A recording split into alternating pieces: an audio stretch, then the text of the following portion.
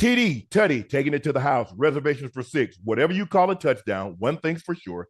Touchdowns matter more at DraftKings Sportsbook, an official sports betting partner of the NFL. On the ground, in the air, from the special teams or the defense, we don't care how you score them. We want to bet on touchdowns. And at DraftKings Sportsbook is the #1 place to bet touchdowns. Ready to place your first NFL bet? Try something as simple as betting on a player to score a touchdown.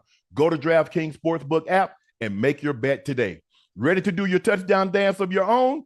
New DraftKings customers can bet $5 and get $250 instantly in bonus bets and get 1 month free of NFL Plus Premium. Download the DraftKings Sports app. Use code Shannon. That's code Shannon for new customers to get $250 in bonus bets when you bet just $5 and get 1 month free of NFL Plus Premium. Only on DraftKings. The crown is yours. As a former NFL player, I know a thing or two about high performance, and that's why I drive the BMW 7 Series. This car has everything I need. It's big enough, comfortable enough, and luxurious enough to meet even my high expectations. When I'm behind the wheel of the BMW, I'm not just driving a car, I'm driving legacy. What I love most is the precision engineering, cutting-edge technology, and unmatched style. Whether it's spacious interior, the powerful engine, or the smooth ride, BMW makes sure every detail is on point. I trust BMW to deliver the ultimate driving experience, and I know you will too. So why wait? Head over to BMWUSA.com. Check out models like the sporty X3, the all-electric i4. Build your dream car today and join me in experiencing luxury and performance that only the ultimate driving machine can offer. And gentlemen, and thank you for joining us again for another episode of Nightcap. We saw a blowout, and we saw a major upset, and we saw the coming out of one Jayden Daniels. Thank you for joining us for Nightcap. I am your favorite Unc, Shannon Sharpe. He is crying right now. He's your favorite number 85, the route runner extraordinaire, the Liberty City's own, the Pro Bowler, the All-Pro, Cincinnati Bengal Ring of Fame honoree, the legendary Bengal, Chad Ochocinco Johnson, and his Bengals got it handed to him tonight. Please make sure you hit that subscribe button. Please make sure you hit that like button. And guys, do us another favor. Go subscribe to the Nightcap podcast feed wherever you get your podcast from. And remember, every subscriber matters. We thank you for mattering the most. Make sure you check out Shea by Laportier. We do have it in stock. And if you can't find it in a city or a state near you, you can order it and we'll ship it right to your door. Please make sure you go follow my media company page on all platforms. That's Shea Media, and my clothing company, 84, with 84 being spelled out. I'm wearing an 84 You can't hardly see it because it's kind of black on gray. But anyway, I do have it on. 84 being spelled out. Unc and Ocho tees are back in stock. I want to repeat. The Unc and Ocho tees are back in stock. If you ordered merch, it's shipping out this week. If you ordered merch in the last 3 weeks, it's being shipped this week. Ocho, I hear you got a new cigar that's being launched. You want to tell us about it?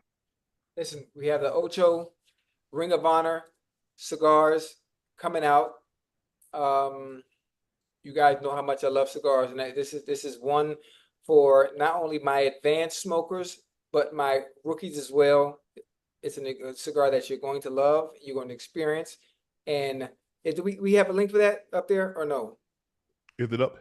Yes, it's pinned at the top. Oh, it's pinned at the top. So those of you that enjoy cigars, please, Ring of Honor cigar is now available. My beginners and my advanced smokers is something that both of you can enjoy. And matter of fact, you can pair it with your Le Portier. Again, that's the Ocho Cigar of Honor, a limited edition tribute to Chad Johnson's legendary NFL career. This is an extremely, extremely limited release, so reserve your box now. Only 850 boxes will be made available. Reservations are required, and the link is pinned at the top of the chat. Again, Ocho Cigar of Honor, a limited edition tribute to Ocho's career, and it's an extremely limited release. So reserve your box now. Only 850 boxes will be made available. So make sure you go check out Ocho Cigar of Honor. He has a site.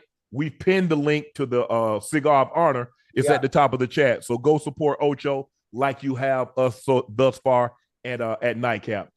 Ocho, I tweeted tonight, Jayden Daniels is Matthew, Mark, Luke, and John. He's the gospel. He's him. H period I period M. He's him. Yeah, he is. He is. And he was 21 of 23, 254 yards, 2 touchdowns, 0 turnovers, 91% completion percentage. He goes on the road in a hostile environment against the Bengals. And we know the Bengals, the crowd is going to be raucous. They're 0-2. They don't want to go down 0-3. It's very, very hard to make the playoffs going down 0-3 because guess what? In order for you to get back to 500, you got to win your next 3 games. That gets you back at 500. You have a slip up, you could easily be 1-5 or 2-4. Not to make matters worse, Ask. I'm not even gonna say it. Ask who we play next. Watch this. Ask who the Bengals play next. Don't y'all got Baltimore? No, Baltimore. Who they got next? Oh, y'all got the Panthers. That's a win for the Panthers. I got the Panthers. That's easy. That's easy, dude. Whoa. Don't who you got? Panthers circled y'all on the schedule. Listen, I'm going to that game. Not back to this game. Listen, Jayden Daniels was phenomenal. Jayden Daniels at the quarterback position played phenomenal tonight. Listen, the Commander franchise, they got them one. They got them a 10-12 year. They got them a 10-12 year franchise quarterback. And we got a small sample size of it at LSU. I didn't expect him to come in this early as a rookie. And this is the question I'm going to ask you as a rookie and look this good this early. And my question to you, Unc, is what you might have a better way of answering. Why is it that some rookies can come in their rookie year and look the par, to look like they've been before? The CJ Strouds, the Jayden Daniels. And then you have other rookies that don't look the par. They struggle.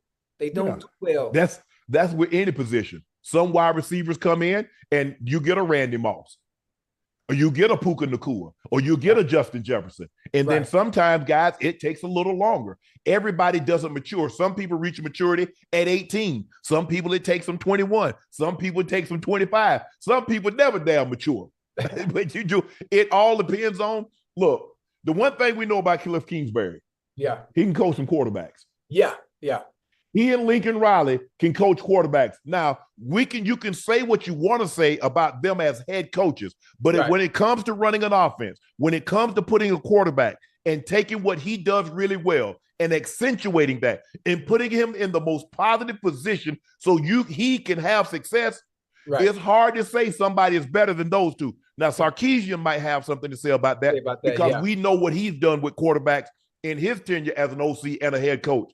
But that's the one thing Cliff Kingsbury, Lincoln Riley can do. They can coach the quarterback position. And he has a quarterback, processes information very well. He sees the field very well. He had Terry McLaurin earlier on a 7 route, and he threw it out of bounds. 100% of the balls that land out of bounds, they're incomplete.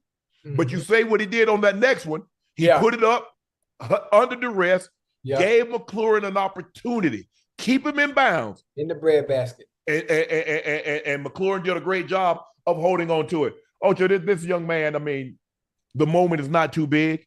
You saw what he did at LSU last year. He won the Heisman Trophy. He was sensational, dual threat quarterback. But the thing that I love most about him, he's not relying on his legs. No, he will only run if it's absolutely necessary. You got to. Absolutely necessary. And, he doesn't have the most, size on him. He's not 230 pounds. So he understands that I have to pick and choose my spots in order for me to run. And when I do run, I got to make sure I protect myself because they made it easy. I can slide like I'm stealing a base. But he was 21 of 23, 254, 2 touchdowns. They ran the ball for 106 yards, Ocho. Joey B didn't play bad. He was 29 of 38, 324, 3 touchdowns. They ran the ball for 124 yards. But those first couple of possessions when they fell behind. And you know what else? Not only those first couple of possessions, those 2 4-down conversions that the Commanders were able to convert. Like that hurt. Like I thought, honestly, to me, I'm thinking, listen, Bengals, we have a history of always starting out the gate, very slow, especially offensively. Start 0-2. 0-3. I don't think that's happened. That has happened. We've been to this point in a very, very long time. But the offense looked good tonight as opposed to what it did last week. In the week prior. We had all hands on deck offensively, but we couldn't pull it out. I'm hoping that when we go to Carolina next week, which is a game that I'm going to attend, I'm going to go out there to Carolina and attend the game, hoping that we could bounce back and see what happens. Per ESPN, the Commanders-Bengals game is the first game since 1940 to go without a single punt or a single turnover in the ball game. Damn. Almost 1940. So you're talking about damn near 85 years, Ocho, a game in which there was not a single punt from either team, and neither team turned the football over. So it was some good, clean football. Nobody brought their defenses. Everybody packed an extra offense. Right. Because they were going up and down the field. That lets you know there was no defense being played, Ocho. When you can go, think about it. Okay, I've been on teams that we didn't punt the football. But the other team punted or the other team turned. When you go an entire game and neither team punts, neither team turns it over. That's why the stat 1940. Ain't a whole lot of people were around to see that. I don't even know. There were only probably about 5 or 6 teams playing then. Maybe Washington, Pittsburgh, the Packers, the Bears. There weren't a whole lot of teams playing way back then, Ocho. Like I said, the Packers and the Bears, we know they were playing. Washington, Chicago, they were playing. Maybe the Giants. Maybe. But there weren't a whole lot of teams.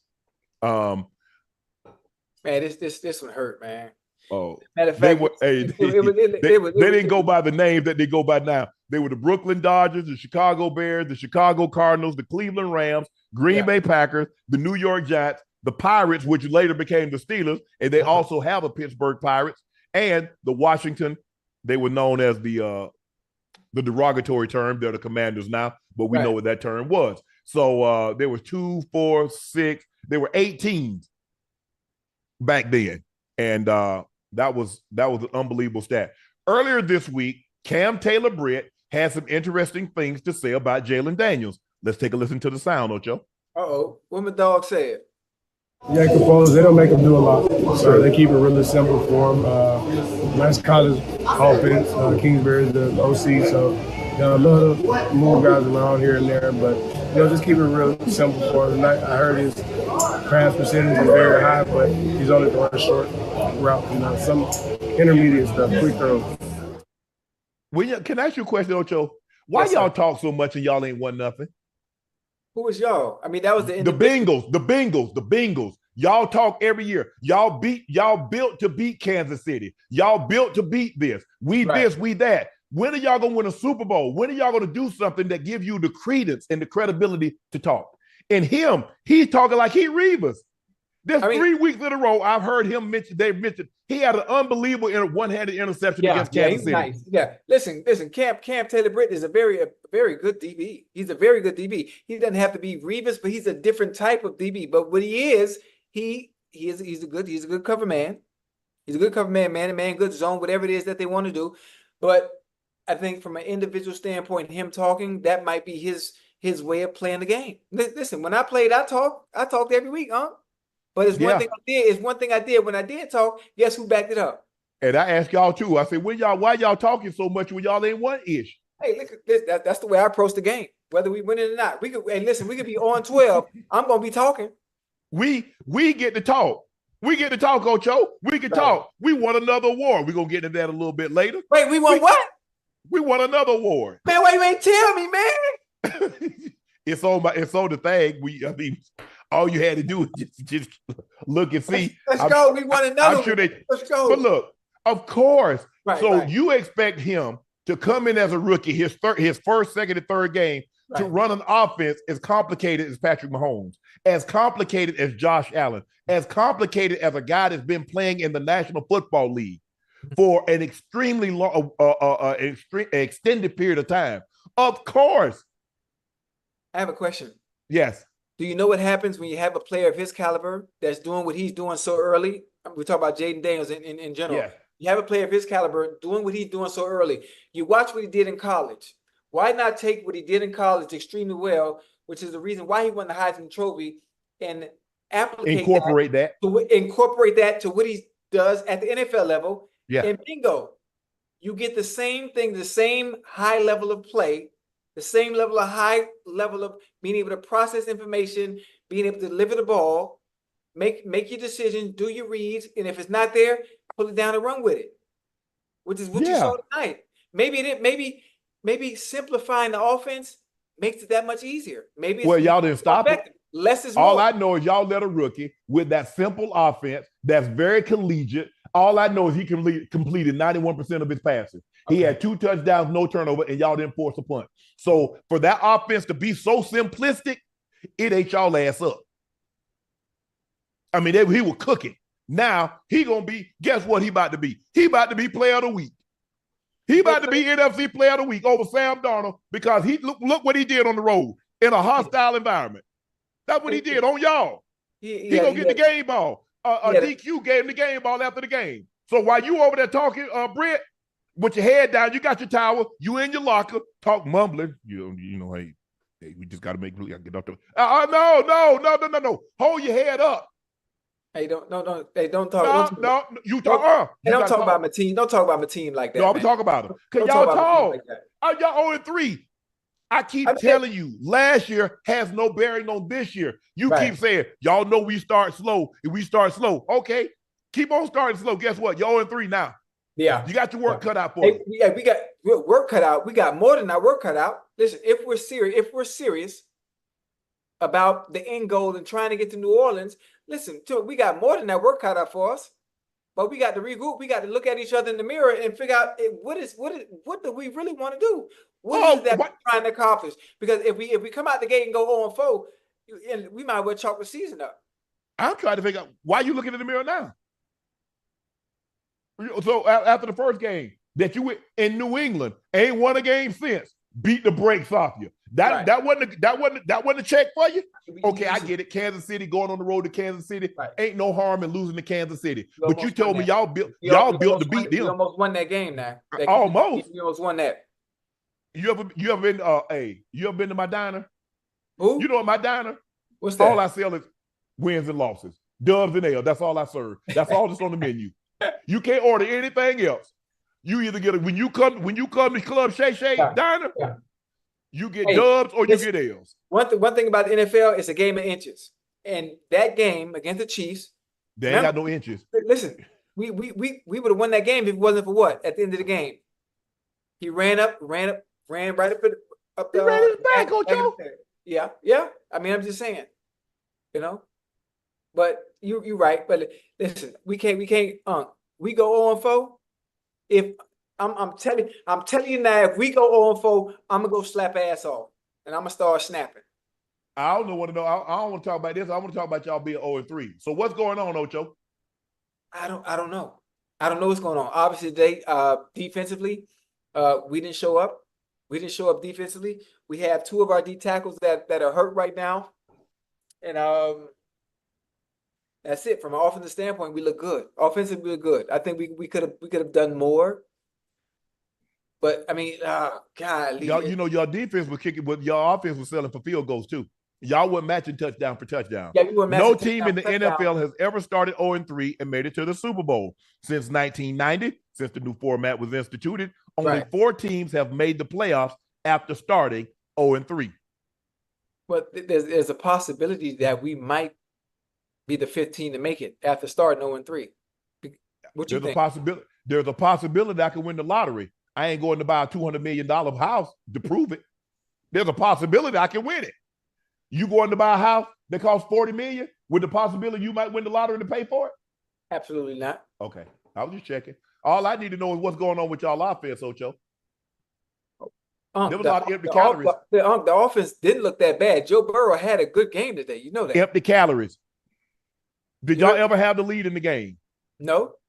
Okay. At one point, y'all was down by like 13-14, right? Yeah, and we was able to come back. We was able to come back and do what? Well, we didn't win. What's the closest y'all got in this ball game? What was it? 13? 10. No, 10. 10. 10. I think it was. All I know is the only time that closeness matters if you slow dancing or you throwing grenades or pitching horseshoes. Now, which one were y'all doing tonight that closeness had to matter? Hey. I mean, I ain't slow danced since I was in 8th grade. I remember 8th grade, we had a dance, Ocho. The chaperones kept busting my hustle. Right. You know, I'm trying to get it in, Ocho. You know, I'm trying to get it close. I'm trying to, you back it up. Uh-huh. Get out of here. Damn. That O'Shea cook. I'm trying to cook, Ocho. You know what I'm saying? Yeah. Hey, you know what's funny? Normally, I'm not at a loss for words. Normally, I always have a reason for why things are the way they are. But, it's almost unheard of for a team, especially like the Bengals, with the type of talent that they have on both sides of the ball, with a quarterback like we do have at the helm, to be 0-3. Like, there's really no explanation for it. I can't explain it. I would love to see the all-22 film. But, like, God damn, just watching from afar, actually being at the game tonight, it's hard for me to explain what the problem is. Mm-hmm.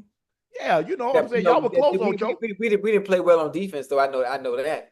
I know we had to. Well, I mean, consider y'all didn't force a punt. Hell no, you didn't play well on defense. You gave up 38 points to a rookie quarterback in just his third start.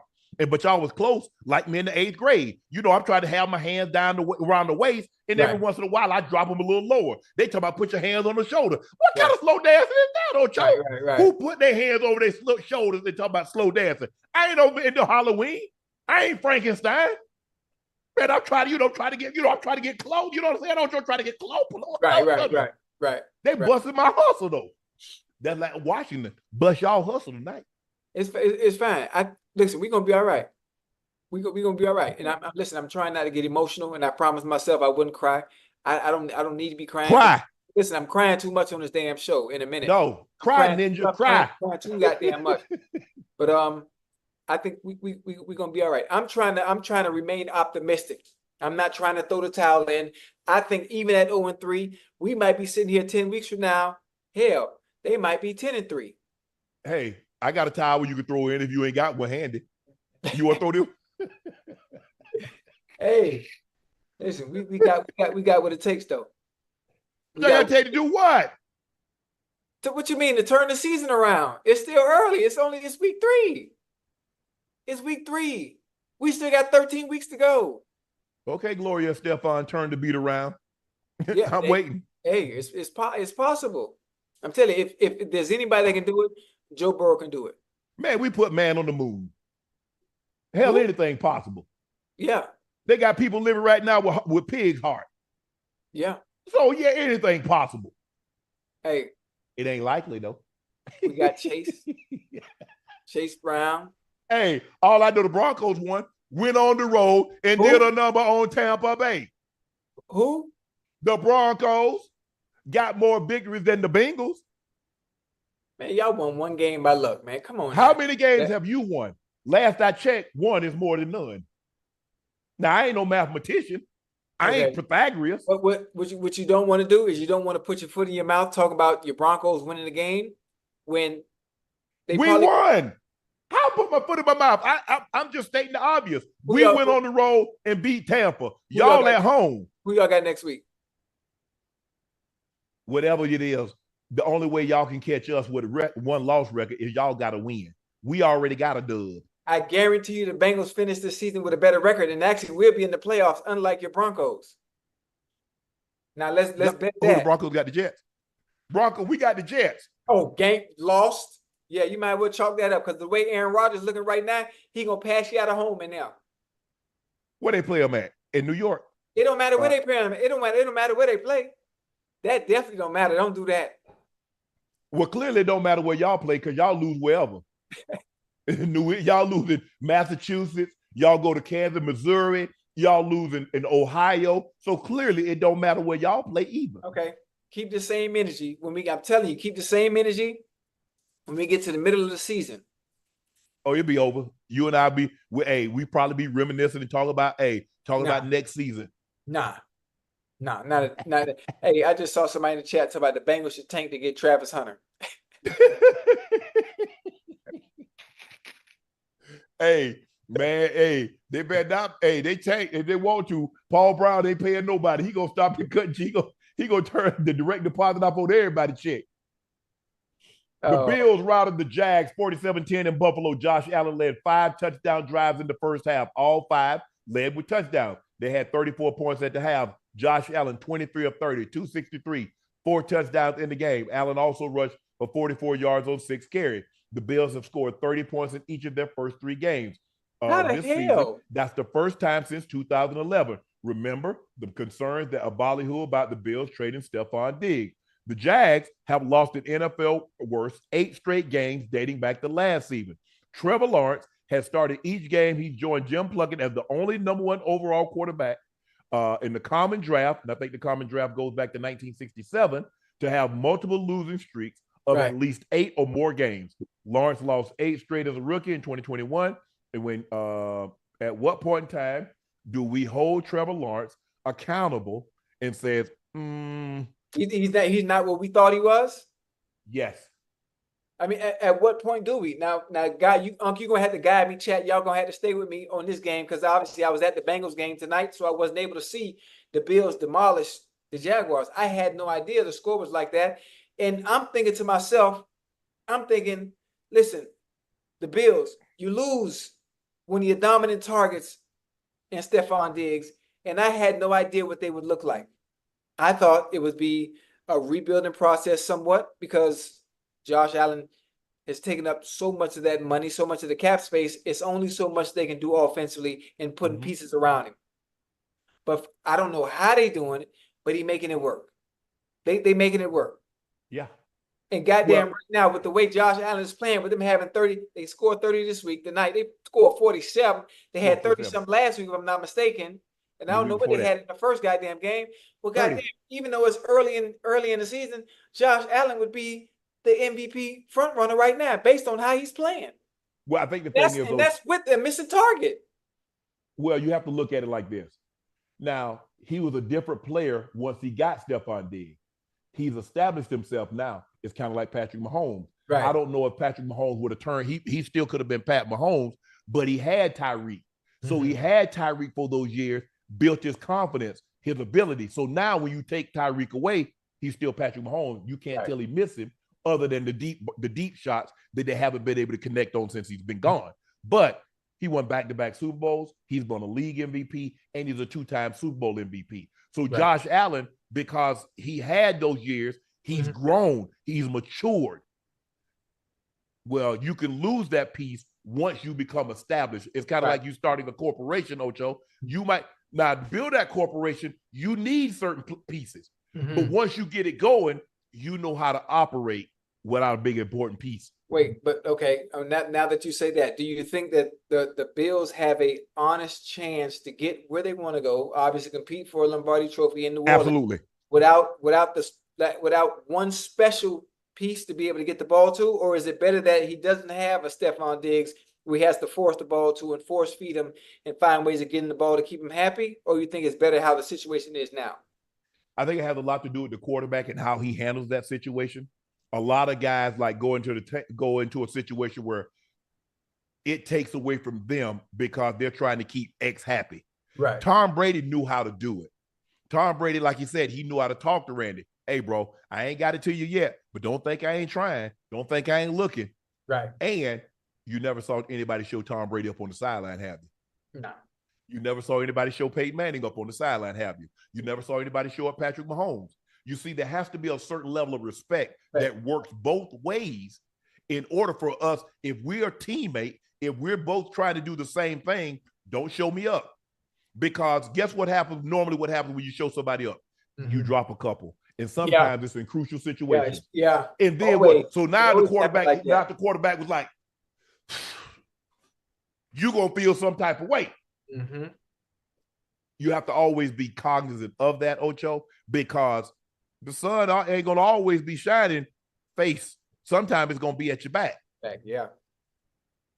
So, I think, Josh, when he's dealing like this, when he doesn't turn the ball over, his only problem is turnovers. Hey, for people to say he's overrated, I don't know what they're looking at. Because if Josh Allen is overrated, well, there are about 28 other quarterbacks that's over damn rated. Right. Josh Allen isn't overrated. Yeah, and listen, I think more so maybe he's turnover prone, and once he's be able to fix that with the decision making, and most of the time, and I He don't be want to trying to do too much, Ocho. Every situation doesn't call for you to be Superman. Sometimes you can be Clark Kent. Yeah. You know what I'm saying, Ocho? Sometimes you can put on your hat, your top coat, and just drive. You don't have to save the world every single day. Yeah. And listen, and sometimes he get into that mode where he tries to save the game when that's not required of him. Yeah. And you have to know when to change in and out that suit. Right. But Trevor Lawrence, he's lost 8 straight. Monday night also marked the first time Damar Hamlin has gotten an interception. It's been 630 days prior to Damar Hamlin. Remember that incident that happened in Cincinnati, Ocho? Yeah. He suffered cardiac arrest on the field. They had to resuscitate him. They brought him back, and now he's starting for the Buffalo Bills, and he got his first interception tonight. Damn. Congratulations, Damar. Well deserved. Well deserved. It is. I'm very happy. I'm trying to think, where did I meet him at? Man, I'm mad, man. France. Yeah, I met him in Yeah, we were on a panel. We were on a panel discussion. Me, he, I, and Chene. Right. Agumake. And so, yeah, he's a great young man. Understand the ordeal that he went through. Obviously, it's tough because you don't know. Yeah. If you're going to ever play again. That's the last thing on your mind when you're going through that situation. I'm sure all he was thinking about, let me get healthy, and I don't want my dream to end like this. Yeah. This is not how I've got to at least try to get back. And if I get back, I can live, but at least I came back. That's not what I want people to remember me for. Is laying on the field, non-responsive, being brought back, and then ride off into the sunset. So, Damar, congratulations, bro. We're proud of you. We're rooting for you. You had a lot of support out here, not just your family, friends, and loved one, but the entire football community was rooting for you. Congratulations on your first interception. Damn, this was supposed to be marquee year for the Dolphins. So far, it's turned into a nightmare. As it stands, Tua will not be able to practice and play until week 8 at the earliest. And even that might be a hopeful timeline. While the schedule is extremely favorable until that time, they get the Titans, Patriots, Colts, and Cardinals. It's tough to favor Miami in any of them based on their quarterback situation. Whoa. Listen, Brother Skylar Thompson is hurt. Tyler Huntley is stepping in. Tyler Huntley has played some good football when he's with the Ravens. Like, I think he can bring a little bit of a different type of offense, though. That was a run-based offense. Yeah. This is a pass-based offense. And you know what? You know what I think, even from a passing standpoint? What you thinking? I think he'll be a little bit better than Skylar Thompson and being able to get that goddamn ball to Waddle, being able to get that ball to Cheetah, being able to get that ball to. I think we're gonna be all right now. Got a nice little dual threat quarterback. He can pull it down and run with it when he need to. It might not be as bad as you think. If he can get in the boys about maybe the 2-2. It's bad. What? It's bad. So you don't believe in Tyler Huntley?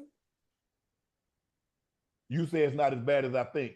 Right. I think it's worse. No, it's not as bad as you may think it is. Okay.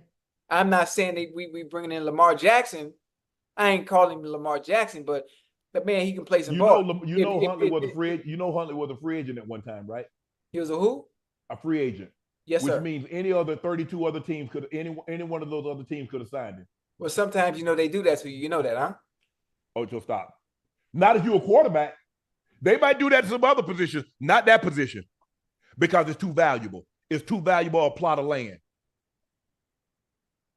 I was gonna say something, but I ain't gonna say it. Go ahead. I don't even feel like being controversial, but don't worry about it. I'm gonna let that one go. I think the thing is that, look, Ryan Tannehill's available. Cam Newton is available. I don't know if Cam really wants to play or if he's in shape to play football. Desmond Ridder, possible trade targets: Bryce Young, Russell Wilson, Carson Wentz. Wait, to go where? To Miami. Bryce Young and Tua on the same team? I wonder why they. I mean, what other quarterbacks are out there that are familiar with that offense? Well, I mean, I like Tannehill. Carson Wentz Would have been nice. Carson Wentz ran a variance of it under Doug Peterson. Doug Peterson learned under Andy Reid. Andy Reid got a West Coast system come from the same umbrella. Coach Parcells, Mike Holmgren. So it's a offshoot of it. It's not like Kyle Shanahan and Sean McVay and Mike McDaniel, all those guys really, yeah. But it's an offshoot of it. Or they could tank and get the number 1 pick next year. Tank. I mean, you know how difficult it is. You might get Travis Hunter, or you could get Shador. Oh, okay. Wait, Jacksonville? No, Miami. Oh, we done moved on from Jacksonville. Oh no! Wait, I'm thinking about the quarterback situation because I'm thinking about being a bust. I hate using that word. I hate using that word for that position, especially when you go as high as number 1 to Miami. Shador.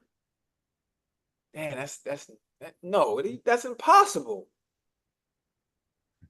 You just paid Tua. That's impossible. Damn, man.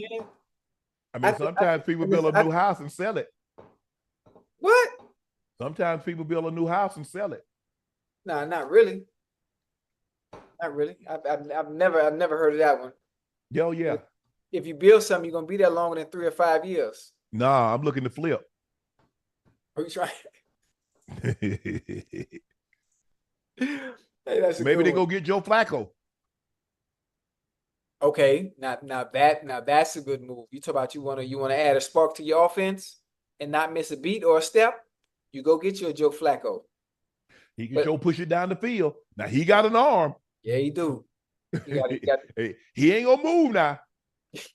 The Statue of Liberty has moved more than Joe Flacco in the last 175 years. Okay, 150. But anyway, you get where I'm going. Yeah, I got you. 49ers fans, Ocho, are burning Brandon Ayuk's jersey. What did he do? Ocho, he didn't even do nothing. That's the point. That's why they burning the jersey. Oh, here they go, man. Come on now, man. Come on, fans. We got fans have to stop being so fickle. I mean, you're Brandon. Listen, you paid for that jersey. You ain't hurting Brandon at all. You're not hurting him at all. What did he do something wrong? What they got him on fantasy team? Are they expecting the fact that he got all that money? He's supposed to come out the gate having a phenomenal season. He had no. Yeah, that's what they expect. Yeah, that's not the way it works. That's not the way it works. There's some. Well, Justin Jefferson got paid. That's the way it worked.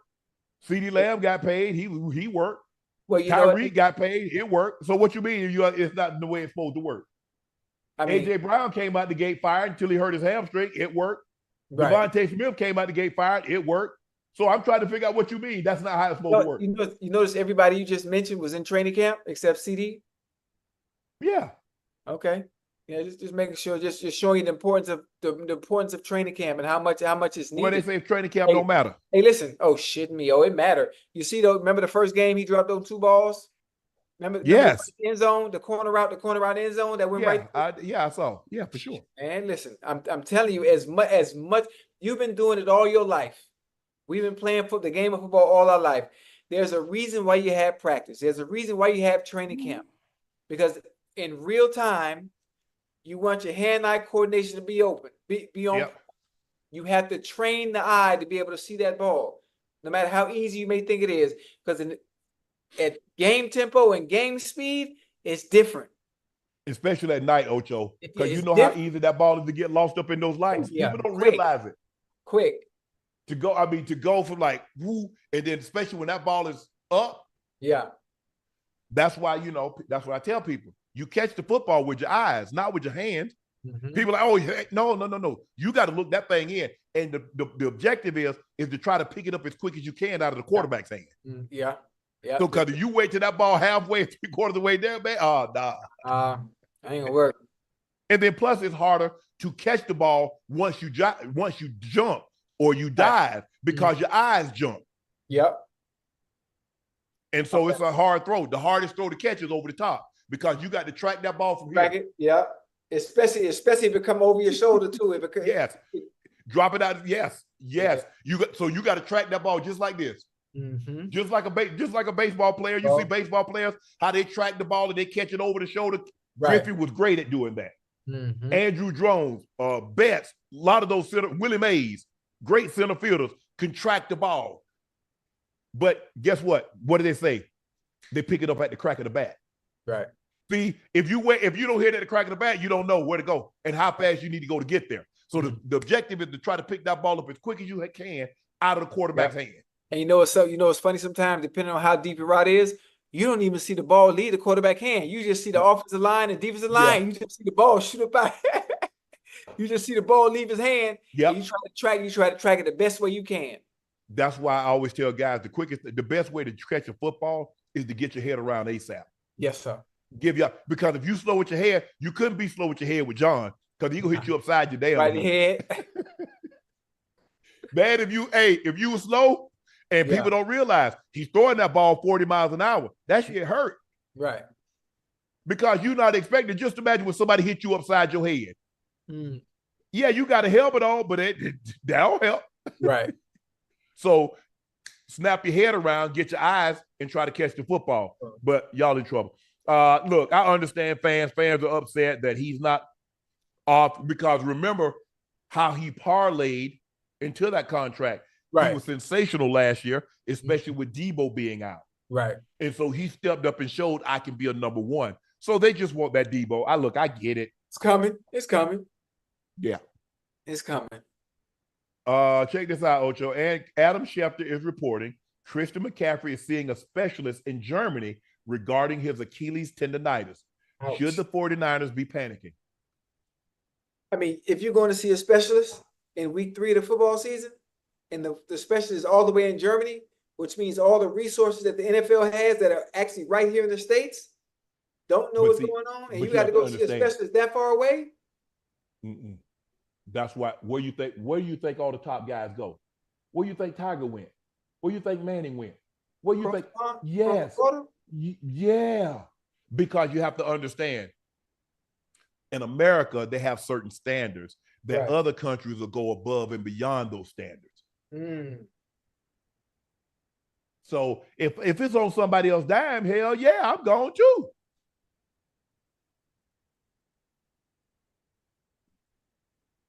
Damn. Mm-hmm. Achilles tendonitis. Oh, I had it. I had it in college my senior year, Ocho. Oh, that thing was a beast. So how does it work? Does it feel like you're gonna pop? It's gonna Man, it feel like it's a sharp pain. Anytime forget running. Walking was a problem. Walking was a problem. It's just like you never had tendonitis in your knee or anything like that. But just imagine a tendonitis in your Achilles. Wait, man, that was the only time that I had never missed practice in high school, had never missed practice in college until my senior year. Think about it, Ocho. My senior year, I'm one of the top wide receivers in the country, scouts every day. Right. I got ice, so I'm sitting out there not practicing. I got ice. But 2 weeks, like I probably missed like 6-7 practices. Wait, how many games you missed? I ain't missed no game because it was in the like as soon as we got to camp. What happened was the trainer taped me too tight, and the tape cut into my Achilles. And so that's what brought it on. And so I may or may not have gotten an injection in it. I'm just gonna leave it at that. I know you're not supposed to, but I just said I may or may not have. And I will leave it at that. So he might miss a little bit more time. Oh, he gonna miss some time. He on IR. So that's gonna miss that's only 4 weeks though. That's 4 weeks. 3. Yeah. Okay. They put him on IR after the first game. Oh, okay. So he still got 3 more to go. Yeah. Damn. But a lot of people go overseas, Ocho, because America, the USDA, they got standard. They can only spin it. If they do that PRP and they do that stem cell, they can only spin it one or two times. You know, Germany, they spin that thing and they'll spin it again, and they'll put a little this in here and they put a little that in there. You know, they put a little whop, wop, wop, wop. That's messed up, man. I'm mad by this damn. I mean, you go in there on the wheelchair, Ocho, and then you come out doing the Tootsie Roll. I'm telling you. Damn. I mean, I thought about going over there to get the hips worked on. But they say Mr. Sharpe. There you go. You they good? say Mr. Sharpe. They say Mr. Sharpe. They can't do that bone for you. on bone. And right now we haven't developed a system that'll grow cartilage. He said, if you could grow cartilage, I would tell you to go. Right. But you can't. He said, go and get stem cell and PR. He said, all you're doing is wasting your money because the insurance doesn't cover it. Ouch. I said, man, let me go and get these $104,000 hips. Damn, your hips cost $104,000 each. Damn, each. I'm gonna push you over. Hell no. That's cool. But they work now. Yeah, they work. Oh, you good? Oh yeah, we know. You bet that you go, Ocho. Man, come on, Ocho. It's still soon, Ocho. Ocho, give me a month. Let me get a month. Okay. Let us get at least get to October, Ocho. Okay. I ain't gonna say it no more. I ain't gonna say that. I'm just saying you said that you late. That was a layup. You talking about? Yeah, you right. Yeah, I gave. Hey. Oh yeah, we know. Yeah, you gave me. Yeah, that. I gave you Allen Hoover. You the boom. You you dunked it over. You dunked it over. So man, I say man. Woo. Yeah, I ain't mentioned nothing else about no hips or nothing. Okay. I got you. Chris Long has some thoughts on coaches calming Jalen Carter on the sideline during a win over the Saints. Let's take a listen to what he had to say on his podcast, Greenlight. Hold on. Out of here. Hold on. I don't give a fuck what Jalen Carter does at the end of the game.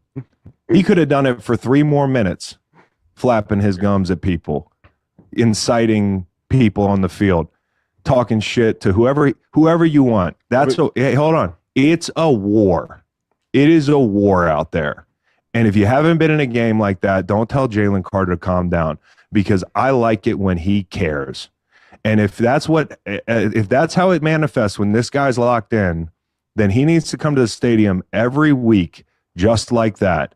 And that's what the vets are for. I would rather say whoa than sick 'em. And I am totally fine with how he showed up to go to war yesterday. You like that, Ocho? Yeah, I like it a little bit.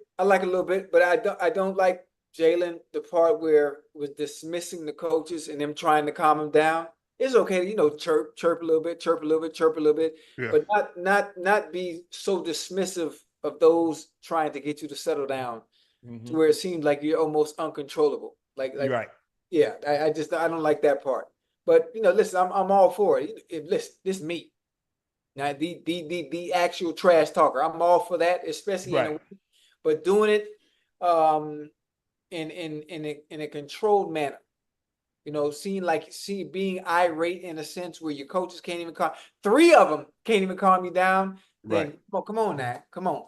But I don't want to take away from Jalen Carter on what makes him him. That ferocity. If that makes you, so be it. But just be able to kind of take heed to those that trying to get you calmed down a little bit. Yeah, Ocho, I never really got that upset. I didn't. Right.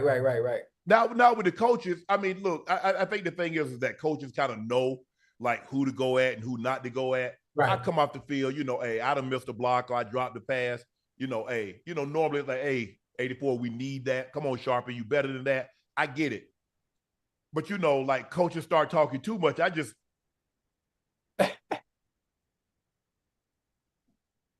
right. That's it. Hey, that's it. Okay, I heard you. Hey, I'd be like Dollar Bill. Don't make me sit this. If I sit this helmet down, it's gonna be trouble.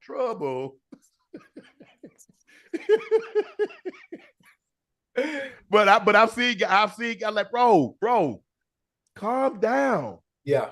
Man, no, Sharpe, man, F that. Man, I told him, but I said, bro, I get it. Yes.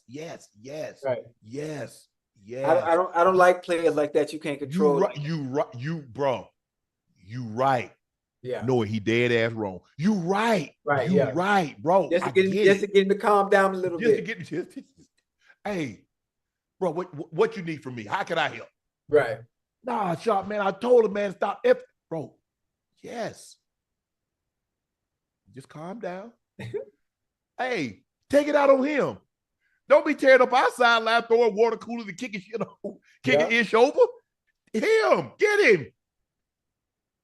But it's tough, Ocho, man, because, I had a couple of teammates like that, man. Man, Sharpe, you need to talk. Why Sharpe got to talk to him? He ain't even on Sharpe's side of the football. He on defense. Why I got to talk to him? Got to be crazy. Got to be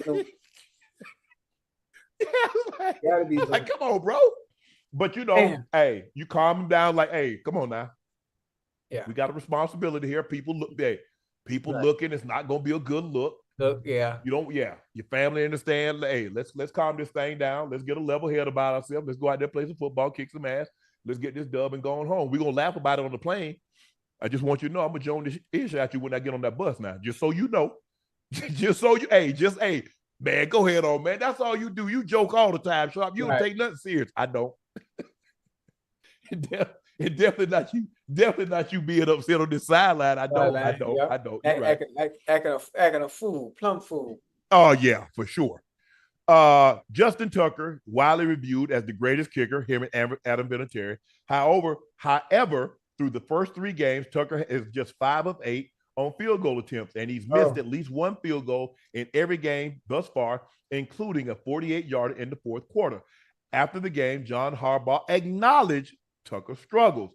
I said that yesterday. Oh, people jumped on my timeline. It ain't. Right. Okay, but anyway, we've been together for a long time, and we had a lot of conversation. He's everything you want in a player and a friend. For Justin, it's just a technique issue right now he's working through. He knows exactly what it is. It just needs to smooth it back out. I'm very confident he will.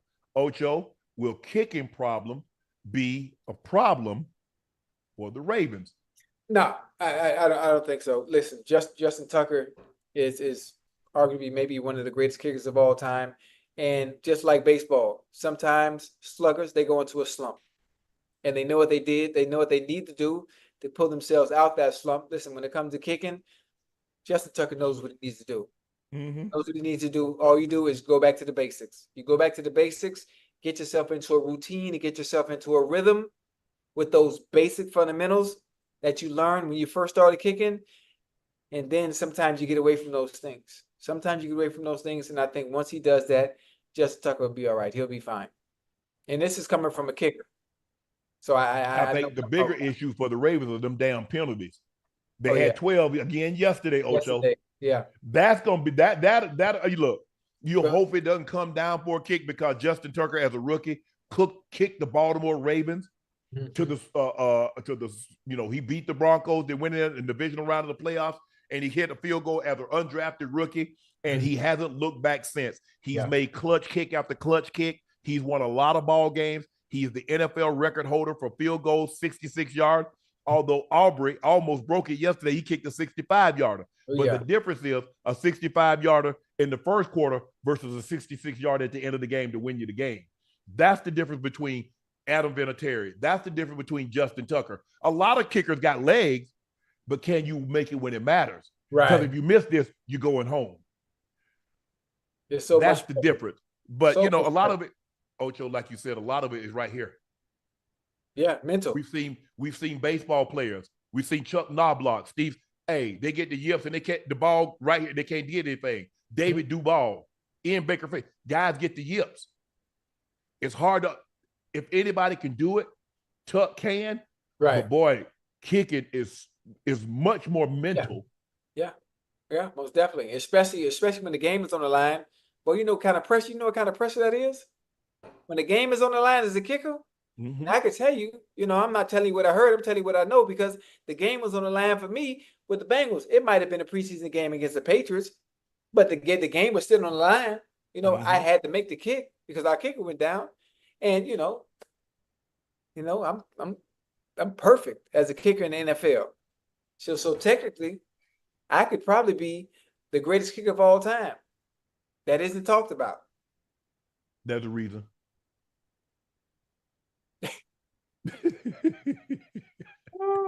But I wish Tuck the best, man. Look, obviously everybody knows my team is the Broncos. Played 12 years from them, but I did get 2 years in Baltimore. And so that's the team I root for second. I want the Ravens to do well. Like I said, a lot of people that when I was there, Ocho, they're gone. Yeah. Steve Bisciotti was the minority owner. He ended up buying the team, but Ozzy's still there. Yeah. And that's really the only connection that I have because everybody else is really gone. Right. And I don't bother them that much anymore. But Steve has always told me, look, you're welcome with open arms. Mm-hmm. Hey, you know, you and Oz, I know you and Oz's relationship is great, but it's tough to like be put in a situation where like a kick, because think about how many games that they've won because of a kick, and just to think that they could possibly be in a different situation because of a kick doesn't sit well with me. But hopefully he turns it around. The Ravens got back on the winning track last week against the Cowboys, and hopefully they can build some momentum and get a couple of dubs up under their belt. Pittsburgh looks good, but we'll see what they can do once they step up and play in the division. Because I don't think the Steelers have played a division game, have they? I don't think they played a division game yet. Reggie Bush, the former USC running back, had his Heisman returned back in April. Now he's suing the NCAA, USC, and the Pac-12. He's seeking compensation for the use of his name, image, and likeness while he was with the program. In the suit, which was filed today, Bush's lawyer alleged that all three entities made a lot of money off the running back, who was an enormous star when he played with the Trojans. Right. They named TV contracts, merchandise sales, and media rights as just three of the revenue streams that Bush's popularity influenced. His lawyer said this case is not about seeking justice for Reggie. It's about setting a precedent for fair treatment for all college athletes. Our goal is to rectify the injustice and pave the way for a system where athletes are rightly recognized, compensated, and treated fairly for their contributions. So, I mean, Chad, how do y'all feel about it? How do you feel about it? I think him suing, obviously, for his likeness during that time, based on the money that was being made, which is, it can be upwards to who knows. It could be a godly amount. Oh, yeah. Especially when it comes to somebody like Reggie Bush, especially during his day. In Hollywood with those big. Oh, yeah. What? Oh my. Yeah. Goodness. I mean, you look at a guy like Cam. You look at a guy like Tebow. You look at a guy like Johnny Manziel. A guy Reggie Bush. You talk about or Vince Young at UT. Right. You talk about some of the biggest stars in college football ever. Yeah. Now, I don't know if he can go back and do that, because then you're going to open up Pandora's box. Because there go a lot of guys. Barry said, well, how much you think Oklahoma State made on me? And you go get a lot of other guys that come back and says, well, hold on. Tebow, like Florida. Cam go like Auburn. Y'all think about it. Yeah, but it's never been done before. So there's a chance that he has the opportunity to win this. If he didn't have a chance, I mean, he would be. His lawyers would tell him, listen, it really makes no sense to even go through with this and waste the money. But the fact that his lawyer may feel they probably they're probably saying they're doing this as part to get a percentage, and just in case he does win. Because settlements, you get 33%. Sometimes lawyers take 40%. Dang. Yeah. I mean, they do put in a lot of work though, so I kind of understand. They put in a lot. All right, Ocho. Yeah. It's time for Rough Draft. Oh, you're going to lose again. Today's prompt is best NFL rookie season. Ooh. I'm up first. Let's do the cut. Let's do the promo. Let's do the graphics.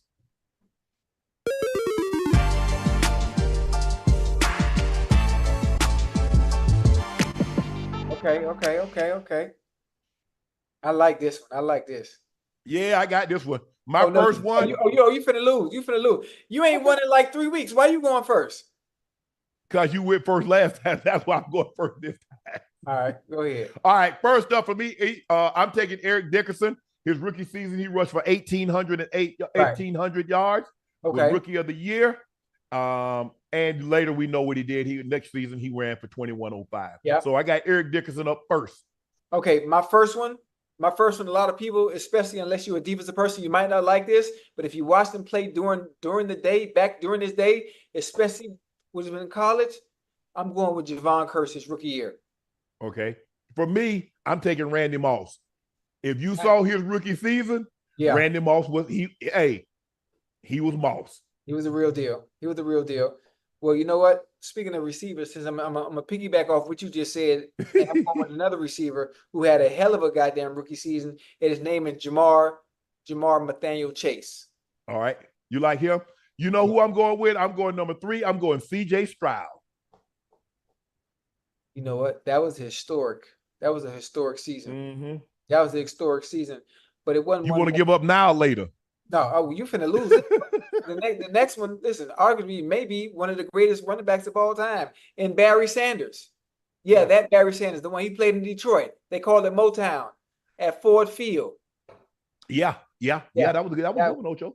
Yeah. Let me see. Yeah, come on now. You're gonna lose this. You know who I'm going with? Lawrence Taylor. Lawrence Taylor was Defensive Player of the Year and Rookie of the Year in his rookie season. It's over. Chad, tell him to go home. Whoa. Listen, you think about Lawrence Taylor in his totality. We talk about his rookie year. His rookie year, he only had 9.5 sacks. First of all, he had 9.5 sacks. Ocho, you do realize the sack didn't become an official stat until 1982. He came in the league in 1981. He was Defensive Player of the Year and Defensive Rookie of the Year. How many guys have ever done that? Listen, he only had 9.5 sacks, and since I'm gonna piggyback off of you, I'm gonna go to Defensive Player too. I'm gonna go to Defensive Player, and his rookie year was also phenomenal. He had 36 solo tackles with 9 sacks. Maybe the greatest defensive tackle of all time, who just happened to retire, in Aaron Donald. Okay, what you talking about? I like that. It's over, Ocho. It's over for you. You know what? I might give you a chance to come back, but I ain't gonna. Who you got?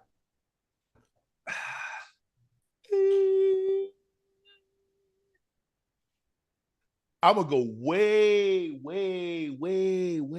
back. You know what? How far back? I ain't gonna go that far back. I'm gonna let him be my honorable mention. Yeah. You know who I'm gonna go with, Ocho? He just had it last year. Puka Nacua. Ooh, okay, that's a good one. Okay, that's a good one. That's a good one. I can't even argue. I can't even argue that because he was on fire last year. So this is my honorable mention right now, right? Yep. You got 5. This is number 5 for you. Okay, number 5. I think I don't win defense twice. Matter of fact, you know what? I'm gonna go Cam Newton. I'm gonna go Cam Newton. Rookie year, 4,000 plus yards, 21 TDs, 700 yards on the ground, 14. Yeah, I'm going Cam Newton. Rookie year, that's my 5th. Okay.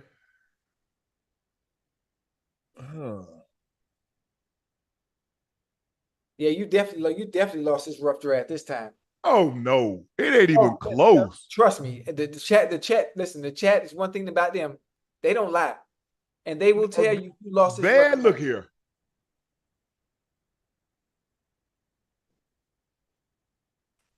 Where do I want to go?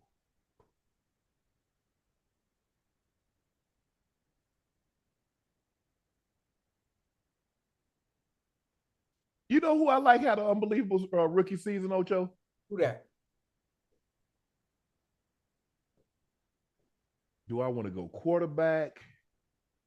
Do I want to go running back?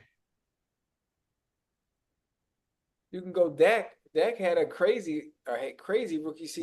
Well, you should have picked him. No, I'm just saying. you stuck. I'm just giving you an option. Nah, hey, I might even put my rookie season in honorable mention. I got Eric Dixon, Randy Moss, CJ, LT, and Puka Nacua. That's a nice little lineup. It ain't yeah. Ain't better than mine, though. Oh, it's way better than yours, Ocho. I ain't saying yours some stir fry, but I'm just saying it ain't good. Nah. Hold on. Oh, I gotta take rest his soul, Reggie White. Woo! That's a good one. If y'all didn't get an opportunity to see this man play and see him up close and personal, because I saw him in his prime. I'm talking about at his absolute apex. Yeah. I saw him with the Eagles in 92. I saw him in 93. I saw him in 96. Yeah. And I saw him in the Super Bowl. So I'm talking about at his absolute apex. I'm taking Reggie. Okay. I like that. That's it. Listen, can't even argue that. Go ahead.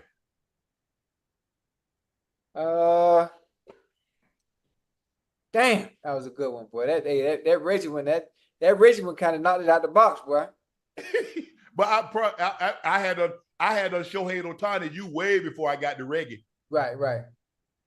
Oh shoot, I did Cam, Aaron Donald. I got Barry, Javon Curse. You don't want Justin Jefferson? You don't want Dak? Saquon Barkley? Odell? Nah, hold on. Nah. I'm looking for I'm looking for another iconic figure. The kind of I give you one. I'll let you take Gale Sayers.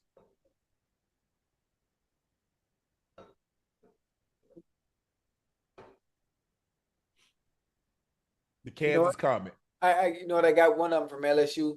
I'm gonna go with Justin Jefferson as my honorable mention. Okay, I told you that. And you know who I'm gonna go with? My last honorable mention pick, Kurt Warner. His rookie year? Yep. When he came from the CFL? Yep. He was all right. He was all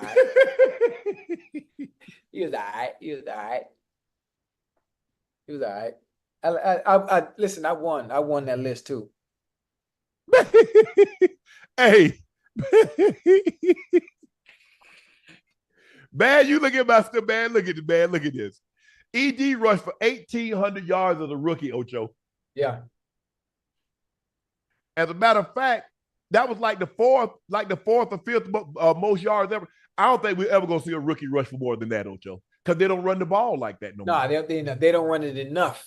They don't run the ball because you know how many carry. First of all, even if you get 6 yards of carry, you're gonna have to carry the ball at least 300 times. Yeah.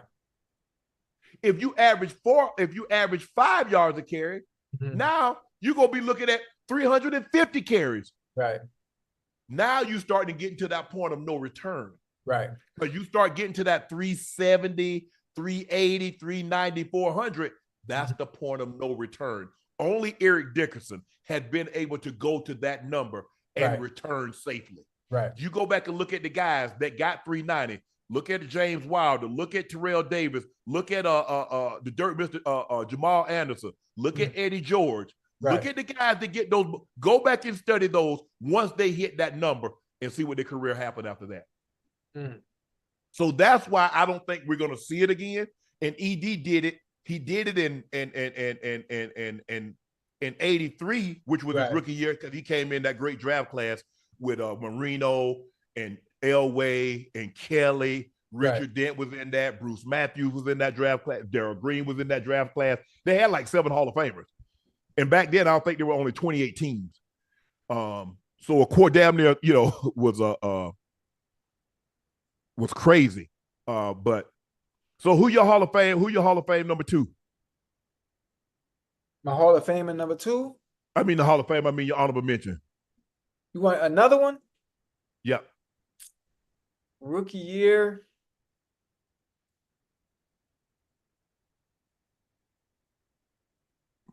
Ooh.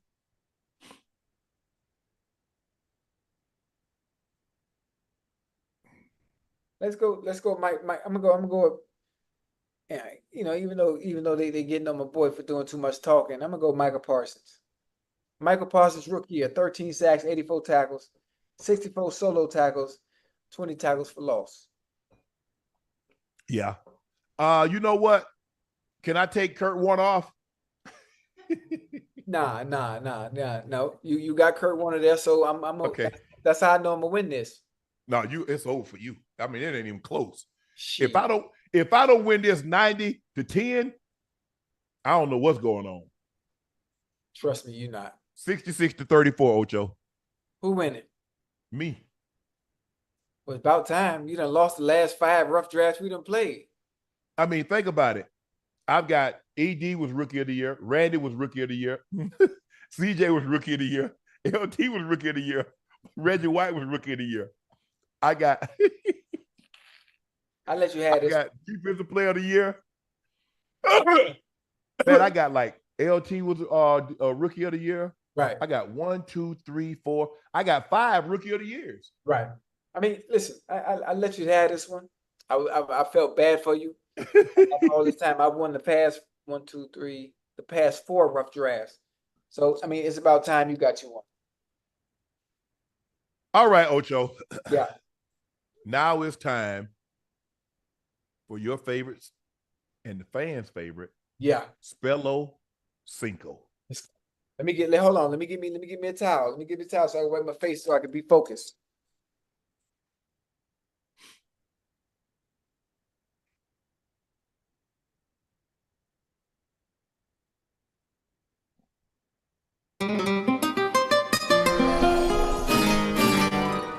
Oh, baby.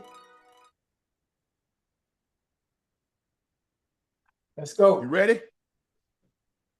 I'm ready. Okay, Ocho. The Yeah. first word is very simple. Yeah. Nincompoop. Nincompoop.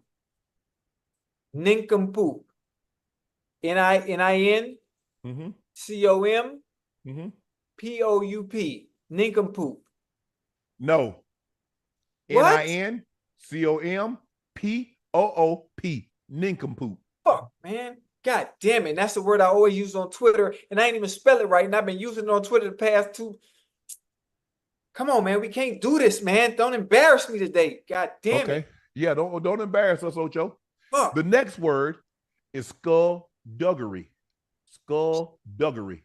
Skullduggery. Yes. S-K-U-L-L-D-U-G-E-R-Y. Skullduggery. No. What? S-K-U-L-L-D-U-G-G-E-R-Y. Skullduggery. That's what I just said. Or I left a G out. You did. Fuck, man. How about this, Sir Ocho? Numbskull. Numbskull. Oh, listen, if I get this wrong, I'm going to jump off the balcony. Numbskull. N-U-M-B-S-K-U-L-L. Ding, ding, ding, ding, ding, ding, ding, ding. Yeah, about goddamn time, man. It's ridiculous, man. It is. Yeah, listen, people gonna start to think I'm dumb. They're gonna start to think I'm dumb. Until you have a conversation with me in person, and we talk and you get a better understanding and be like, okay, no, you're a bright young kid, but why the fuck you can't spell? Oh, that's what they're gonna think? Yeah. Yeah. You Give me another one. wouldn't want them to think that. I'm on the roll now. Okay. This is one of my favorite words. Ochocinco is full of malarkey. The word is malarkey. Malarkey. Yes. What the hell is that? Please. Ocho is full of malarkey.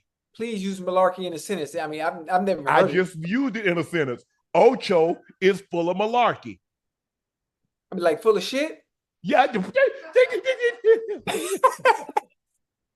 Hey, I ain't never heard of this, so I'm gonna wing it now. I'm gonna wing it. Now I could be wrong. M-A malarkey. Mm-hmm. It's probably double L. Malarkey. Okay. M-A-double-L malar R. Malar. O-R-K-E-Y? No. M-A-L-A-R-K-E-Y. Malarkey. Ocho is full of malarkey. Wait a minute. How'd you spell that? M-A-R or M-A? M-A-L-A-R-K-E-Y. Malarkey. You know what's funny?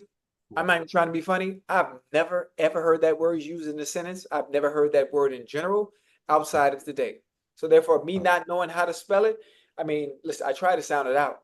And it didn't work out. And that's okay. Okay. Ocho. Once upon a time, I went into a bar and I was involved in a brouhaha. Brouhaha. In a who? A brouhaha. What the?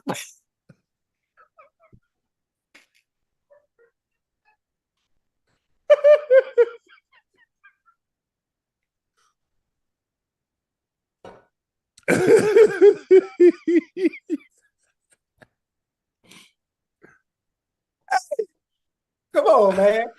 How you gonna ask me to spell a word that has to do with consuming alcohol when you walk into a bar and I don't even drink alcohol? So how am I know how to spell a word that I know nothing about? Actually, it's a fight. Why didn't you just say fight? Spell fight. No, you said you want me to use it in a sentence. I went into a bar and I got involved in a brouhaha. And that's what it's called, a brouhaha? Yeah. You being funny or you dead ass? Yeah, bro. Yeah. Brouhaha. I never heard of that. Hey, listen, I'm gonna say it. I'm gonna spell it how it sound out. How it sound. BREWHAHA. That's what it sounds like to me. BROUHAHA. Brouhaha. See, somebody trying to be cute with the motherfucking English language. They trying to brew ain't BROW. That makes no sense. Yes, it is. Chris Broussard. Brew. BROU. Oh, you said okay. You right. Oh, you got me. You got me. You got me. You got me. You got me. You got me. You got me. You got me. Hey, chat. Please don't use this and it's a bad day for me. I just got off a long flight from Vegas, 6 hours. I'm a little slow right now. Okay, the last word, Ocho. Balderdash. Balderdash. Balderdash. Balderdash? Yes. Can you use it in a sentence, please? Balderdash. Man, this balderdash is something that does not make sense. It's nonsense. I mean, bald like bald? Balderdash. I mean, some of the things that Ocho says is balderdash. Okay, listen, if I get this wrong, we need to just eliminate Spell-O-Cinco. BALDER, and it got to be dash. It got to be DASH. It got to be. If I don't get this right, just quit, just scrap the whole thing. That's it, balderdash. BALDRDASH. Stop playing with me. What you talking about, man? This is what I do. What you talking about? Stop playing with me. What you talking about, man? Balderdash. I don't even know what balderdash means, but I knew how to spell it because I sounded it out. Let's go, boy. That's what I'm talking about. I thought you sounded all the words, but clearly that wasn't the case. Well, honestly, it's different when it comes to. Oh shoot! I hit my computer. Hold on. Okay, there we go. Yeah, I lost it. You ready? I'm ready. Now it's time for your favorite segment, Dunk on Unc. Yeah. Yeah.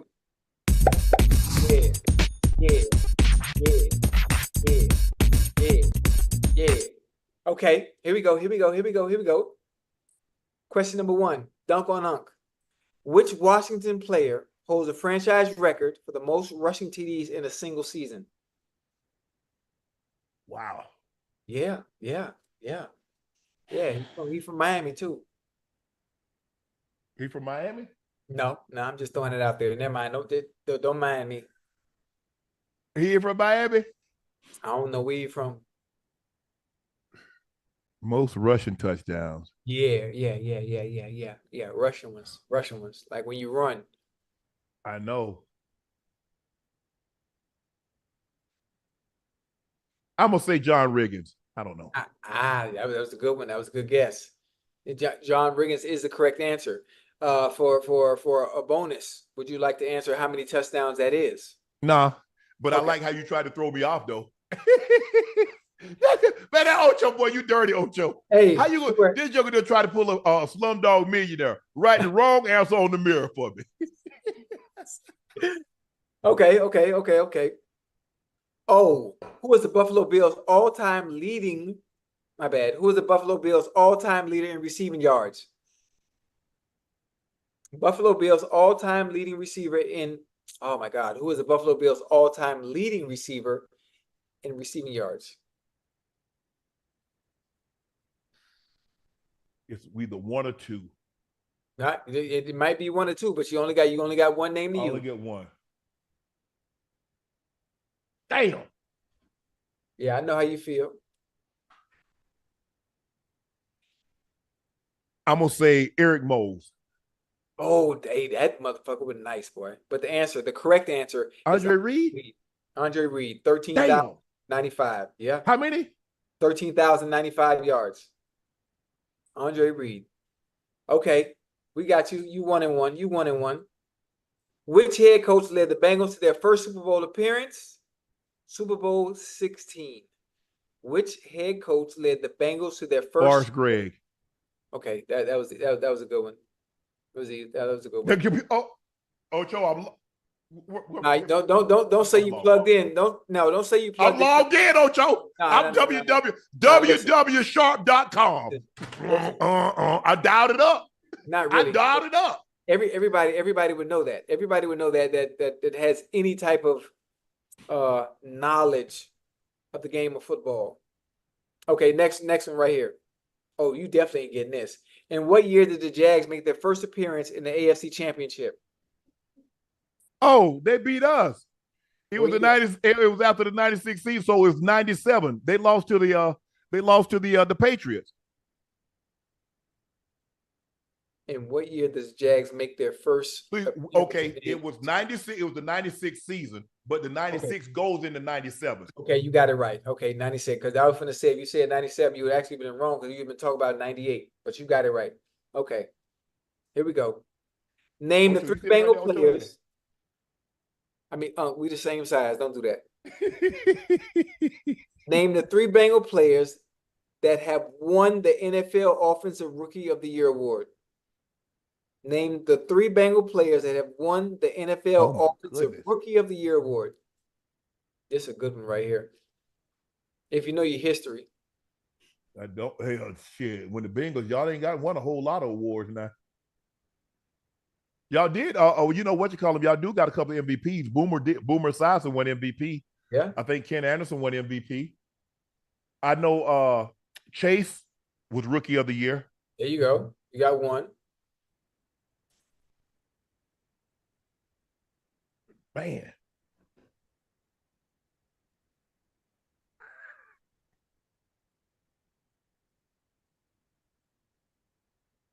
Yeah. Ooh, I mean, the three are, we talk about legends. Yeah, but know anybody, and I'm not one of them. No, like I said, I'm gonna give you a hint with one of them. I'm gonna just say downtown. Downtown Freddie Brown. Freddie Brown came out. He came out in the '85 draft with Jerry. They took him over Jerry. Cincinnati did. It's not Freddie. It's Eddie. Downtown Eddie Brown. I mean, yeah. I'm just and there's one more. I'm just gonna throw caution to the wind. I'm gonna say he played. I give you one. He played with God damn it. Not Achilles Smith. God, why? Slim Pickens? Huh? Slim Pickens? Yeah. Carl Pickens? Yeah. That's a three. So technically, you didn't get that right because I helped you out. So you got you got two answers right. I traded him. It's at my place in it's at my house in Atlanta. I traded him. He went to the Pro Bowl one year, and ain't nobody want the Bengals helmet. He like, man, I said, man, I'm not giving him my Bronco helmet for no Bengals helmet. He's like, man, just take it. You can have it. Hell no. Man, ain't nobody want no Bengals helmet. But I got one. It all depends on who it is. Do y'all still got the stripes on y'all helmet? You know, all the stripes over the top? Of course. Do they still have them? I mean, we wouldn't be the Bengals if we didn't have the stripes on the helmet, huh? Yeah. Because you used to have the Bengals on the side. Oh, I like that. I like that. No, with the word Bengals. Yeah, the Bengals. Yeah, the word. Yeah, that was dope with the orange helmet. They need to bring that back. Make it a retro. All right, Ocho. I won that one. I got 3 out of 5. Yeah, you got that one. It's about time. Ocho, but check this out. Yeah. A man went viral today defending his girlfriend against his mom. I sent you the video. You're like, oh, we got to talk about this. Let's show the video. You keep trying to hold that over my head, and you talking to me crazy and my woman crazy, and that's why I've allowed her to this point. But now I don't give up. But you just still I don't care on anymore. calling her your woman, your wife. That's my woman. That's the mother of my child. What do you mean? Child. We just went. What do you mean by that? Child. That's right. You did lose one of the babies. My God, it's so good. This is hold on. So heartless. You're sick. Thank God. You're sick. No. Why would you say that? I mean, you know she's still mourning. She's not mourning. No, Mom, shut the hell up. Because at this point now you're getting out of control. Yeah. You disrespecting my lost child, your lost grandchild, and she's dealing with it right now. No, look. Right now, we're at the point now where I need you to do something for me. Okay. Right now, you gotta do something for me. What is that title? Apologize to us. To who? What you just did was pass along. To who? To both of us. To both of us. You shut up. Stop, Me? Mom. You want me to shut up? Come Please. shut me up. Come, I bet you won't come shut me up. Audrey, what are you doing? I had enough of her. No. I'll put her in between a washer and a dryer. Come play with me, Miss Deborah. She's talking spicy. She gonna put Mama through the washer. Washer and put her in between. Ocho, how would you handle a situation like this? This situation aside, let's just say you got it. Okay, let's say Paula. Yeah. Oh, she don't play. She don't play because all that. Man, Hurricane don't play. She cussing everybody out. How would you have handled that situation? Obviously, Rail is important to you. That's your mom. Hey, Rail got it when my mama was here, huh? Rail got cussed out when my mama was here. Matter of fact, I'm gonna show you. You can't even see, right?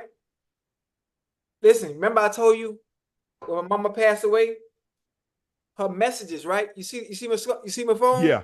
Me scrolling, all her messages still there. You want to know what her last message was to me? I ain't even erased it yet. Hold on. Cussing real ass out. Second row, you laughing. I ain't bullshitting. Second row at the mock funeral. Not a seat for me at the funeral. As for Sherelle, said to me, she had no contact information on me to let me know you were having a party. Fuck that bitch too. Babe, what? Oh, well, my mama was hell, man, and everybody got it. There's a saying. I don't know how many people in the chat that are from Miami or any of my friends. There's a saying: "You are really not a friend of mine. We are not really friends if you haven't been cursed out by my mama." So what I do try to do in situations like that, I try to de-escalate them as much as possible. Mm-hmm. But once she got that lick in her system, if my mama got that lick in her system, it's a wrap. Yeah, I believe that. There's nothing I can do. There's nothing I can say. It's a wrap. I believe there have to be a healthy level of respect on both sides. I understand because, moms don't believe anybody is ever going to be good enough for their Good enough, yeah. And fathers don't believe that anybody's ever going to be good enough for their daughters. Right. But there has to be a level of respect there that this is the person that I choose. And whatever mistake I make, I'm going to have to stand in it. I'm going to have to own it. And, there might be a time down the road that you say, I told you so. Right. But if I introduce you to somebody, I don't need you to, in this situation notwithstanding, just be respectful. Because I'm going to demand my partner be respectful of you because you are my mom and you are an adult. You're older than she is. And so she's going to give you a level of respect. But in order to get respect, you're going to have to give respect. Yeah. And I don't want to be, listen, every time I come around, I'm not going to be a referee. I'm not. Right. That's not what I'm here for. Yeah. I want my partner to be around, to know my family, to my grandmother and my mom and my sister, my brother and the family. But to come around and be and to be, you're not going to be disrespectful. Yeah. You're not going to call her out of her name. And my partner, damn sure not going to be disrespectful to you because at the end of the day, that's still my mom. Yeah. She gave me life. So we're going to be respectful. I demand respect on both sides. I demand it from my mom to respect my partner, and I demand my partner to respect my mom.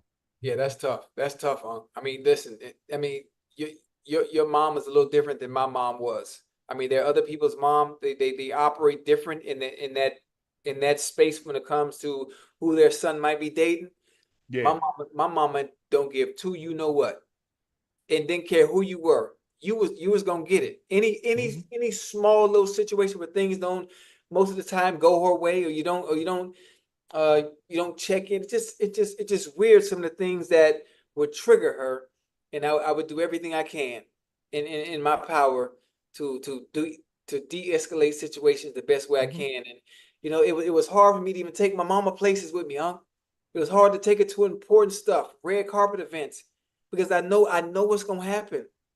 I know what's gonna happen. That's tough. And it never failed. It never failed, even when I tried. It never failed. In chat, if y'all don't know about Hurricane Paula, you can go watch in action when we did marriage boot camp together.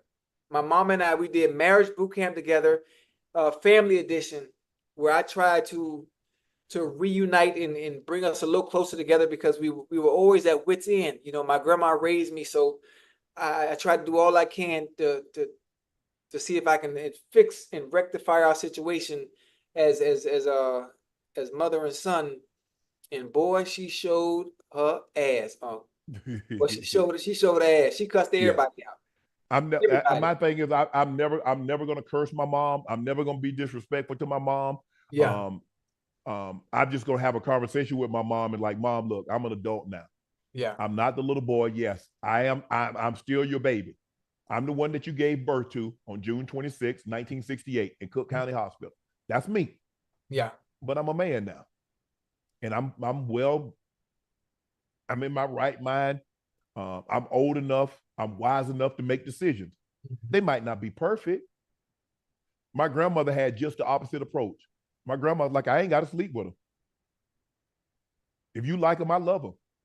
Because I ain't got to spend one day with them, son. Right. That's my grandma. Anytime I brought somebody, I didn't bring a whole lot of people around my grandma, but she said, son, you the one that got to live with them. Are you happy? Right. And if they make you happy, you being happy makes me happy. And if my happiness is dependent on you being happy, son, do it. Right. But my mom, and look, my mom is like, and I get it, but like I wouldn't allow my mom. I probably was like, take my partner home, my girlfriend home, and then I'm gonna come back and I'm gonna have a conversation. I'm gonna have a deep conversation with my mom, and I'm gonna say, Mom, that's disrespectful.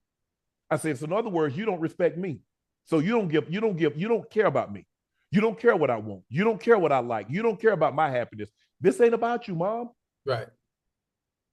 This is not about you. And I understand you want what's best for your child.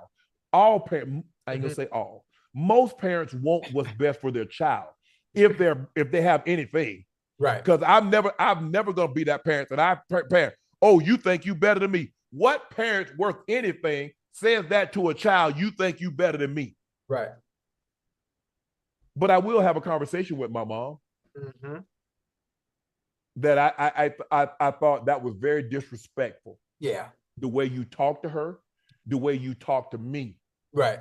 And Mom, I'ma always love you, but if you can't respect the person that I'm with, I can't come around you. Yeah. Shoot, that shit there, bud. Man, shit. Did you see that little speech you gave just now? Being nice about, man, I can't even come around. Man, but carry your black ass on there. Fuck you and that bitch. But I wish you could have met my mama, man. I don't know how many people from the chat or that's watching the show that's from the crib that know about my old girl. Boy, she ain't play that shit, boy. Boy, she ain't play that. It don't care. It don't matter who you is. Everybody got it. Coaches, teachers, friends, my girls, my kids. Those I have kids from, everybody got it. Everybody was fair game. It's Pastor. Different. It was very different the way my grandmother approached my girlfriends or people that I was dealing with than my mom. Yeah. My grandma like, you happy? Take care of the babies. Hey, because I want them great grands to be around X, Y, and Z. Alice? Mary Alice? Different ball game, huh?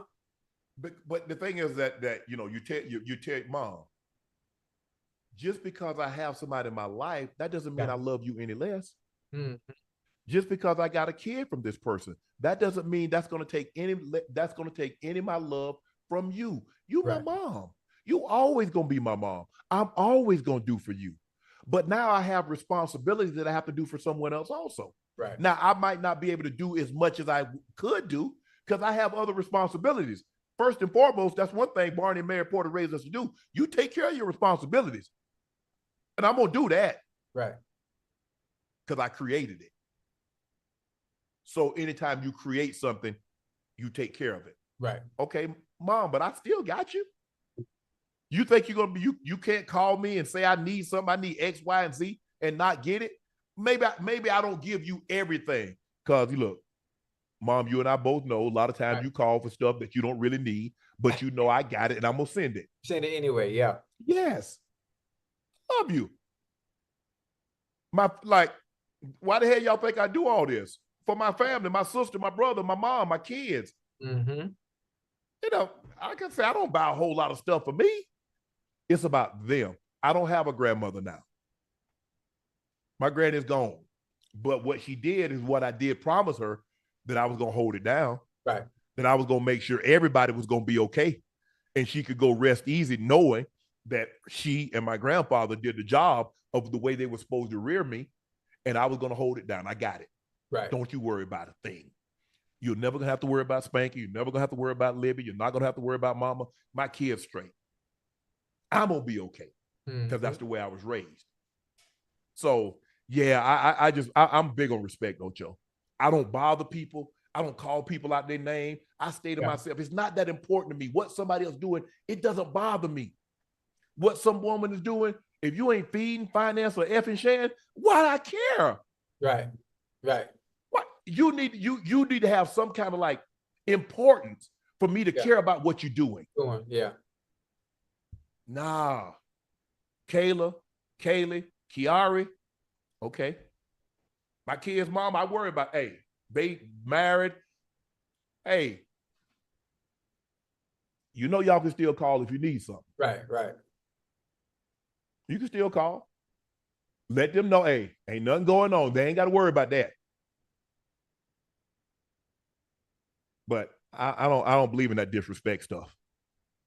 You're not gonna disrespect somebody. Nah, mama, we don't do that. But my mom good now. My mom good. You good? Yeah, she done got old now. She don't care. She just want to go gamble. She just want to spend my money at the casinos, play the slots. Yeah, she good. But my mama. Well, she can't go to sporting events because I don't play anymore. She ain't been to a sporting event since I last played in 03. Mm-hmm. That was her thing. You know, her baby playing. She coming to see me play. I want to come. Let me come early because I don't want to sit in the cold. So we try to line up with 2 games back to back. So she come out there. She get out there that Friday. She stay to the following Monday. She back out. She done got her 2 games. She good. Right. Yeah, but yeah, I'm big on respect, Ocho. But it's tough. It's tough because you do realize when you date someone or you marry someone, you married into that family too now. Yeah. Oh yeah, most definitely. Most definitely. Ocho, now it's time for our last segment of the day. It's time for Q and A. Q&A. Q&A. Q&A. My mom loved the slots, and she ain't won nothing. I told her I'm gonna put a slot machine in my house, so that way I get all my money back. All the money I gave you, I get it right back. Mm-hmm. Kemper Norwood Jr. said, "Unc, my question is: can the Bills win the AFC Championship if they don't face Kansas City? They absolutely are good enough. Yeah. Josh Allen is playing unbelievable. If they had an MVP vote probably right now, he'd probably win it. He definitely the front runner. He probably win it, Ocho. He probably would win it. You know what? And not to go off track, you talk about Josh Allen and what he's doing right now and the Bills, but the goddamn Jets look good. What I saw from Aaron Rodgers last week looked good. So I think the AFC is up for grabs when it comes between the Jets and the Bills, because right now the Dolphins don't have no horse in the race right now until they get a quarterback. They ain't got no horse in the race. But that goddamn Josh Allen, man, I don't know what the hell he eat. I don't know what he eat. He long as he take care of the football, long as he realized that, in order for you to beat them, Ocho, you're probably going to have to put him in a situation where he feels he needs to be Superman. Yeah. And then, that's when the turnovers. That's when the turnovers. Man, that's when the turnovers come out. That's when the turnovers. Yeah. Saint the Snipper. You have funny stories about Clinton Portis in Denver and talk about how he ended someone's career not blocking on special teams. Ocho, you to go. Now, you know what, Pope?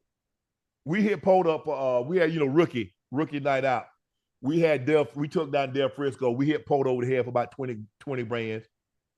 What? 20,000. He paid it? What the hell you mean? Him and Ashley Lee? Yeah, hell yeah, they paid it. Man, y'all would have had to get that in blood, man. Don't worry about it. 20,000. Don't worry about it. We got it. Man, we got it. I would have whooped every last one of y'all. Talk about some 20,000. 20,000 who? 20,000 American dollars? American dollars. Boy, I mean, like the lineman, they made, I think it was, I think Big Foster, they ended up going to Vegas. He took them to Vegas. Right. All we did is stay in Denver. Had some steak, lobster. I'm allergic to shellfish, but I had some steak, order a nice, $8,000 bottle of wine, Right. You did it right. Got to fill a limo. I need my own limo. I can't ride with somebody else because I'm going to need to go. Mm-hmm. Because the limo door closed, nobody knows where the nose goes. Right. You know what I'm saying, Ocho? Yeah. So, man, I don't know. Was Portis? I don't even think. Because back then, I ain't even really have to go. I only went to Hands team. And that was only on Friday for like 10 minutes. Right. But, man, you know what I hate most? Is that Portis not realizing how good he could have been. Oh, yeah. Legend. You got to realize he rushed for 1,500 yards and 15 touchdowns, was offensive rookie of the year. Follow that up with 1,599 and 16 touchdowns. Mm. And Mike traded him for Champ Bailey because he wasn't going to do right. Right. He was going to do everything. He was going to do stuff that he shouldn't do. We got curfew. 11 o'clock, 11:30, 12 o'clock. I'm looking out my window. Yeah. I see him looking back, see if anybody looking at him. He going to his car. Damn. I'm thinking to myself, you ain't going to be here long, bro. Mike ain't going to put up with that. I don't care how great you are. Mike ain't going to put up with it. Right. He was good, man. Porter should be in the Hall of Fame. Oh, yeah. That's how good that's how good. I'm not telling you something I heard. I'm telling you what I know. He should have been in the Hall of Fame. He was lazy. He just had God-given ability. Yeah. But he was lazy, and he was going to cut every effing corner that he could. Now, I don't know what he was like when he was in Washington. I'm telling you what he was like with the 2 years I was in Denver. Right.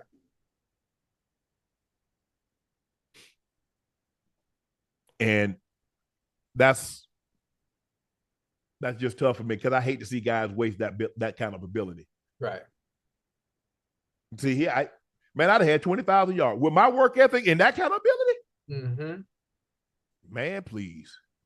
Stephanie Warfield said Jayden Daniels was fun to watch tonight. Rank your top 5 most fun quarterbacks to watch from any time period. I picked the 90s through 2010. Mine are Vic, Marino, McNair, Peyton, Steve DeBerg. Honorable mention was Culpepper and Elway.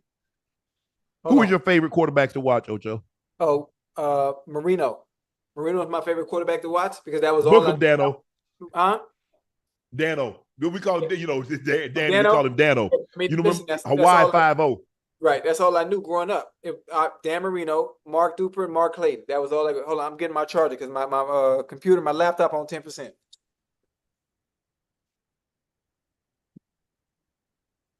Far as just like it, I mean, obviously you got to take Vic, you got to take like Lamar.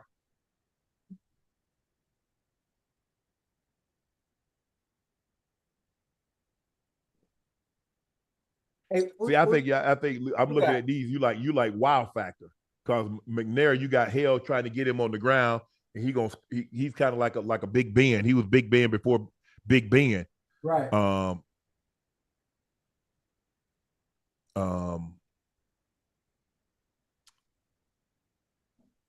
Vic was super exciting.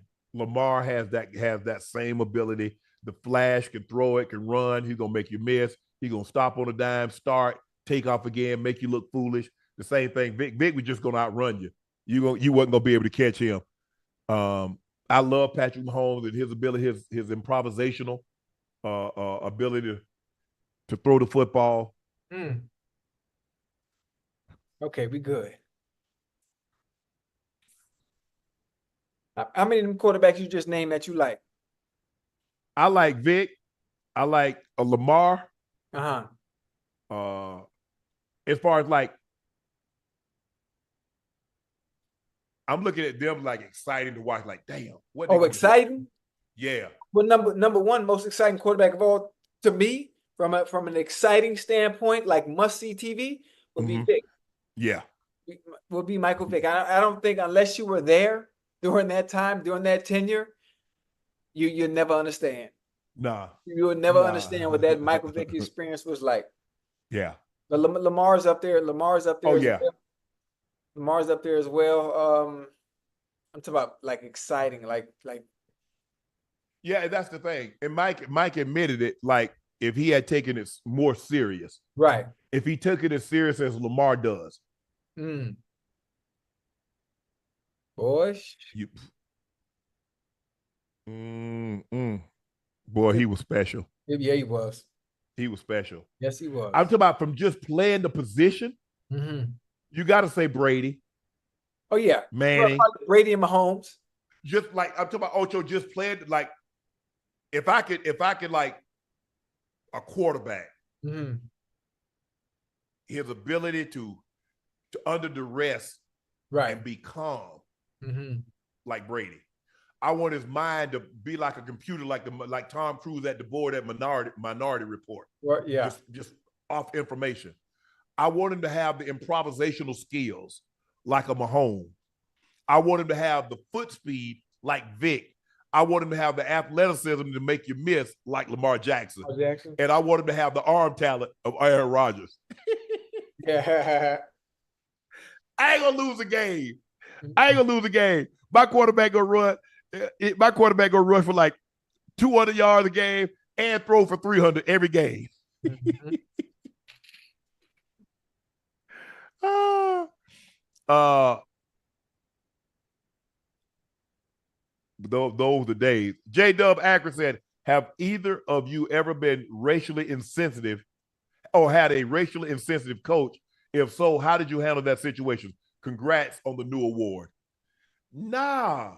No, I haven't. I never had that happen. Nah. And I grew up in rural South in the damn 70s. Well, so it would be more inclined for you to experience something like that than I would. Yeah. And I always had like my first coach was rest her soul, Frances Dutton, was her son, David.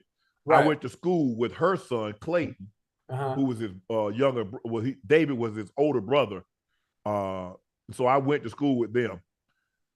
So he was cool. And then Dorsey Mincy, rest his soul, he was my first black coach that I had.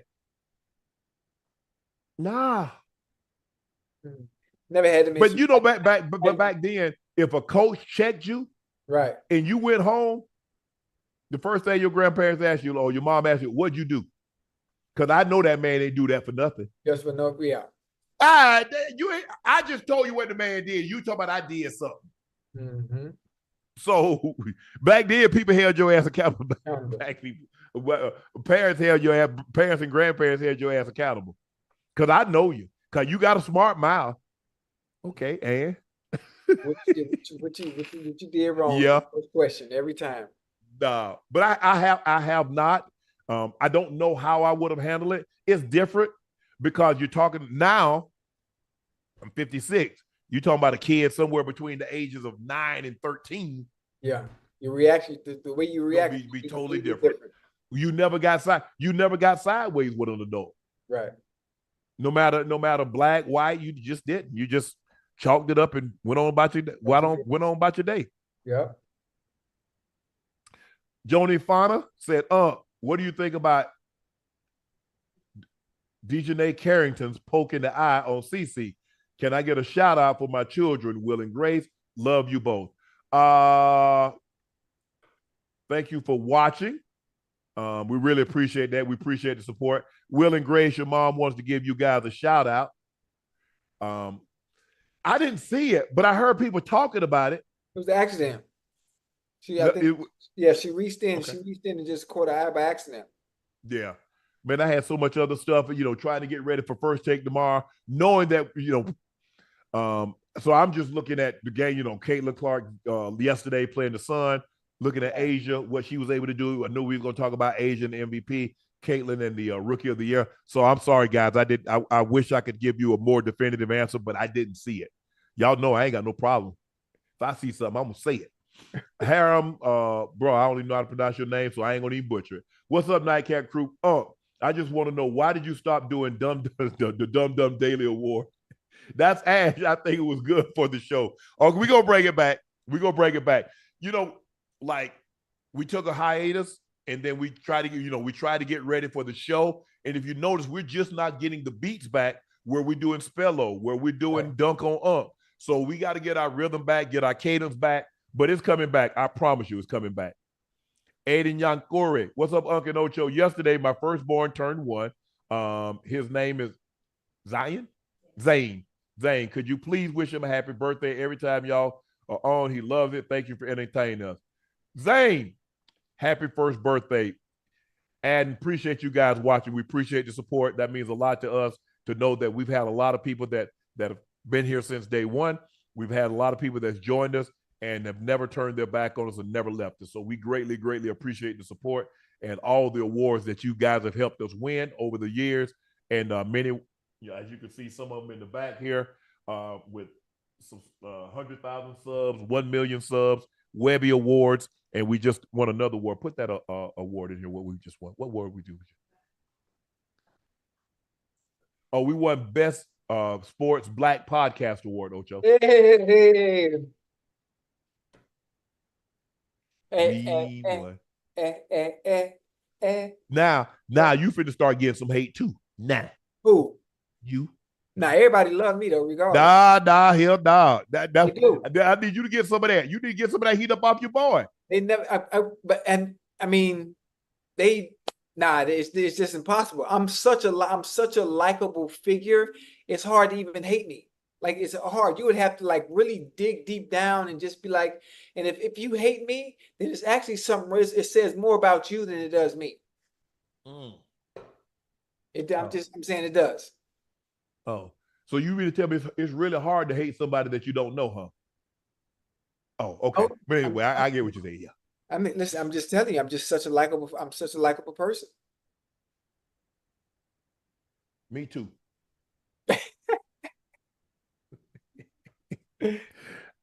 Ocho, we just win.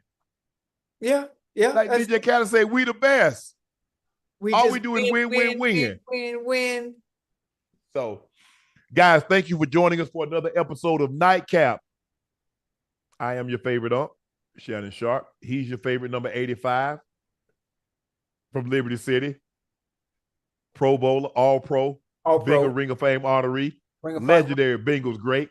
Yeah. They took that L last night with him in attendance. He was there. Corey Dillon went into the Ring of Fame. Dillon, baby. Ochocinco Johnson. Please make sure you hit that. Make sure you hit the subscribe button. Come on, guys. Get us to 1.5. 1.5. Let's get to 1.5 by Thursday. That's the goal. 1.5 by Thursday. At least 1.5 by Thursday. We greatly, greatly appreciate it. And make sure you hit that like button. Guys, do us a favor. Go subscribe to the Nightcap podcast feed wherever you get your podcast from.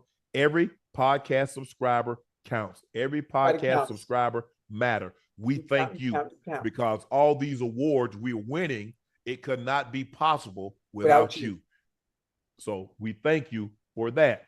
We're 200 away from 1.49 million. So we're 1,200 subs away for 1.5 1,500,000.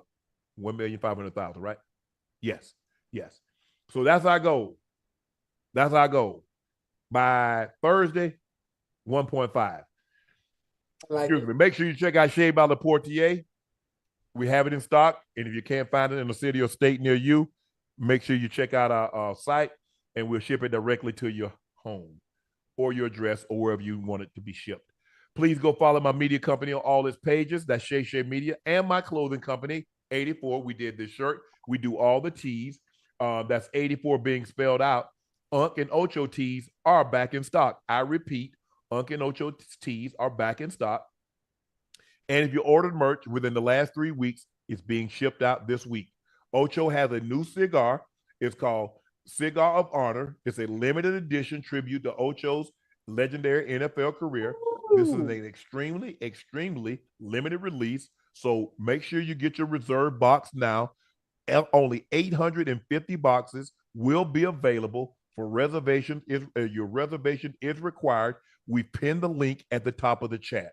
So make sure if you're a cigar smoker, if you want to get one for a friend, a loved one, or a family member, that's the cigar. Ocho's Cigar of Honor, a limited edition tribute to Ocho's NFL career. Extremely, extremely limited. And there'll only be 850 boxes sold. And when the 850 are sold, there will be no more. Jayden Daniels proved that he's him with a victory on the road, a 38-20-33 victory. He was 21 of 23, 254, 2 touchdowns, no turnovers. He outdueled Joe Burrow. It's the first time since 1940 we had a game. There were no punts and no turnovers. By either team. Yeah. Tremendous job for him. Jayden Daniels and the Washington Commanders moved to 2-1. And Josh Allen leads a demolition over the Jacksonville Jaguars 47-10. They score on 5 straight possessions in the first half, and they blow out the Jags 47-10 behind Josh Allen's sensational night. I'm Unc. He's Ocho. This is Nightcap. We'll see you Thursday. See you tomorrow.